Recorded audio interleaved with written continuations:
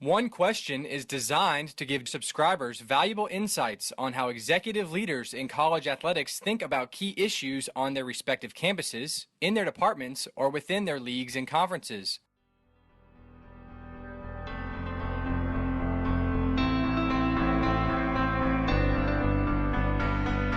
We're joined today by Paul Plinske, Director of Athletics at Nebraska-Kearney, which recently announced plans to cut 3 of its 17 sports as part of a campus-wide plan to close a $3.4 million budget deficit.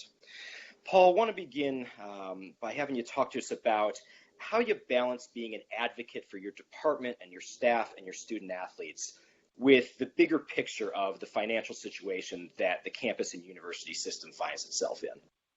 Well, first of all, let me just share that it's been an incredibly painful couple weeks for us here, and we're continuing to work through the process and really trying to take it day by day in an effort to heal some wounds and also try to stabilize an athletic department. But I'll share, in response to your question that, first and foremost, I was hired to serve the university and specifically the chancellor. And in doing so, I was asked to be a part of the totality of circumstances so that I could, see the big picture and understand, the university dynamic. And ultimately, my responsibility is to adhere to institutional control. And so when we started these budget conversations about 10 months ago, we knew that the 4 campuses that were a part of higher education within the University of Nebraska system had to deal with a $50 million budget cut. And then 4 months ago, our campus was told that we need to cut $3.4 million. And then it got closer to home, and they said, "Well, Paul, you've got to cut $450,000 from your athletic budget." Well, for the last 2 to 3 years, we've cut anywhere from 60,000 to 100,000 per year out of our operating budget, and so we really just had no other choice but to look to sport reduction. And ultimately, 2 weeks ago, we were told that we were going to cut sports, and at the time we had no other choice. But as a person who has the responsibility to serve the university and the chancellor, my first and foremost objective was to care for our people, was to try to give them the best chance for understanding of the circumstances that surrounded the budget implications, and then also be able to understand how it was going to affect them. And so what we did when we found out that sports were going to be reduced, the immediate questions I asked were, can we retain our coaches and try to eliminate any human casualty as a part of this? And fortunately, they honored that so that we could keep our head baseball coach and our head men's golf coach on staff for an additional year. And then on top of that, we were able to move our men's and women's tennis coach over to be just the head women's tennis coach. And so we try to take care of our people. We also want to make sure we took care of our student athletes by honoring their scholarships and to be able to give them the best experience possible if they wanted to stay on our campus. And so, at the end of the day, being an advocate is something I feel like is just being on top of the process. Knowing that I was put in an incredibly difficult situation, I just had to stay focused on our people. And ultimately, people don't care how much you know until they know that you care. And for me, I just tried to spend as much time as I could caring for our people and giving them as much information as I could to be able to help them work through this most difficult situation as a responsible authority for the University of Nebraska-Kearney. Absolutely. Now, with the people as your priority, the announcements we've made, those affected have been informed. You've been able to stabilize the department as much as you can by keeping the staffers on. What specific steps are you taking to ensure that departmental culture and cohesion remain intact? Well, there came a point of preliminary communication that we did 10 months ago, 4 months ago, a couple weeks ago, where I just told people all that I knew and all that I was given authority to share. And so I did as much communication as I could in one-on-one sessions, in group meetings, and try to be transparent to the extent that I could.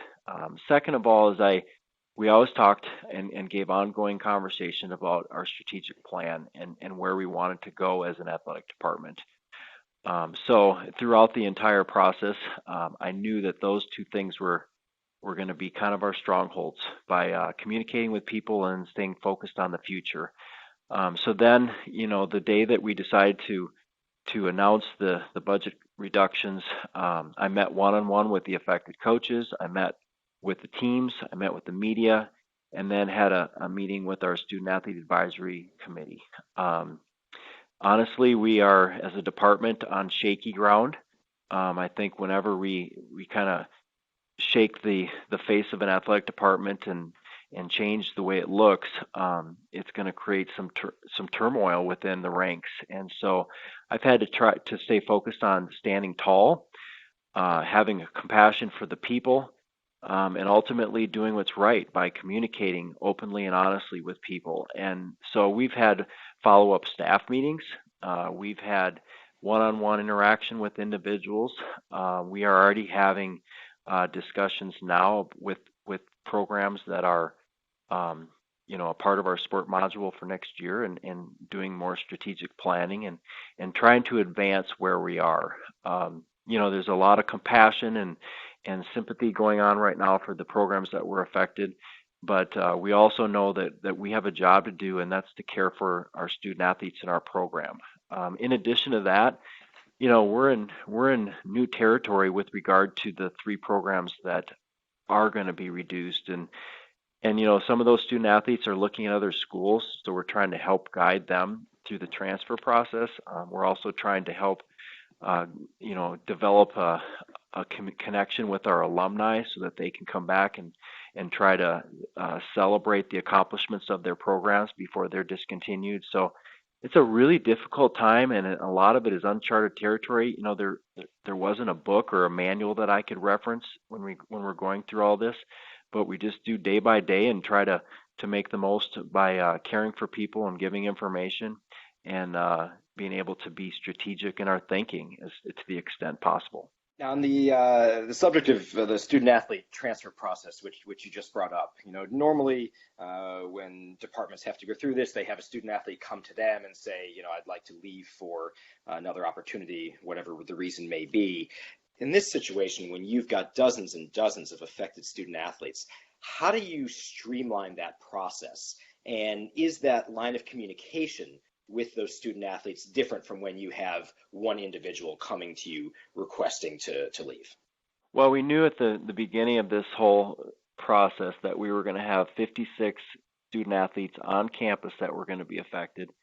We had 10 individuals that signed national letters of intent with us, and then we had 5 coaches that led these programs, and 2 graduate assistants. And so we came into it with a developed question and answer document. It was about a 1.5-page document that outlined a bunch of different responses to questions. We also did a blanket release for all of our student athletes so they could go right to the internet and they could pull off our website the blanket release that will allow them to explore other options at other schools, specifically in the sports of baseball, men's golf, and men's tennis. Then we also put together a resource guide, which gave them information on who to contact within the athletic department, or in the financial aid office, or in counseling and testing, or even at the NCAA headquarters. And so we wanted to make the information as readily available to everyone as we possibly could. But we also used our coaches as a strong conduit of communication, because they knew all these people and had relationships, and so we spent time with them, educating them and giving them insights that they could impart that to their student athletes and to the incoming freshmen for next year. And so, it's been a lot of work. We've just had to be readily available. Our goal has been to answer every phone call and every email. We've responded to some very disappointed and angry individuals, and we've also responded to people that have said, look, we understand these are difficult times, and we compliment you on doing it with great care. And so for us, it's just been a matter of being available. But we knew that the question and answer document, the blanket release, and the resource guide were going to help some people that we couldn't reach. And so it gave them that information that readily available. And so it's stuff that I've seen other schools do, and we found it to be really, really effective in our situation. And I think we're now to a point where our student athletes are ready to make their decisions, whether they're going to go somewhere else or stay on our campus. And so there's a real fluid process to it all that worked really quickly. It wasn't easy, but it's worked out to the best of our ability. The last thing I want to touch on here, and you alluded to it briefly earlier, bringing up, allowing alumni to celebrate their programs before they're cut. But obviously, that's alumni and donors are another one of your major constituencies that you serve. What sort of outreach and communication have you had with them about the health of the athletic department? You mentioned earlier that it's on a little bit of shaky ground, and the public perception obviously is may not be where you want it to be right now. How do you communicate with them and outreach to them, as you know that you're going to need to continue to rely on them to support the department going forward? Well, on Monday, February 12th, after we had informed our coaches and student athletes, the campus held an open budget forum. And there was about 500 people that attended that forum, and that started at 3:30 in the afternoon. And so immediately after that, we sent a release to the public through our website, and in it, it was an announcement of the sport reductions. I also had drafted and sent 3 emails out at 3:30, and so they went out to our season ticket holders, our boosters, and our alumni. We also sent out an email to our student athletes and then to those within our athletic department. And so I wanted to make sure that they knew if they weren't at that open budget forum. I wanted them to hear it from me first before they opened up the newspaper or read something online. In addition to that, we also made me and the chancellor available to the media with a press conference after the open budget forum. And I think the thing that was loud and clear during that was that athletics was not going to have any more sport reductions, and that we're done reducing sports. We went deep with 3 cuts, and now we're going to move on and try to make this program whole again as we step forward.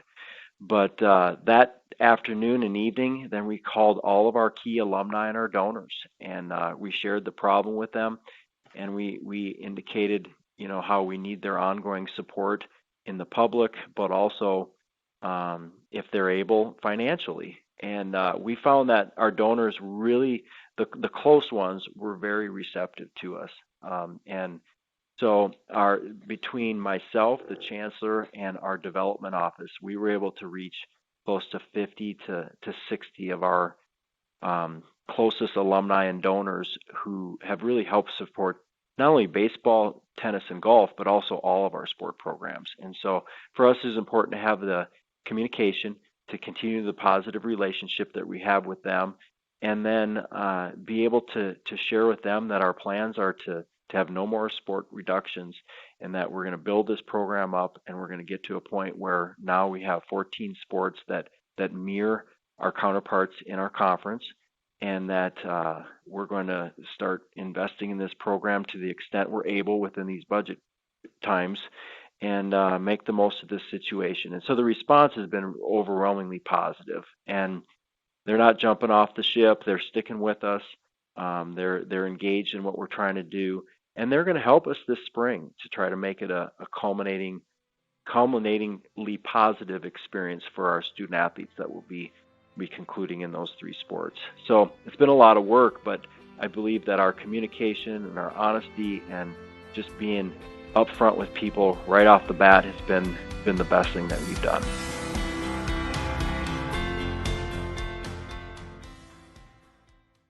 This episode of One Question is produced by Spades Media Group, solving problems using creative leadership.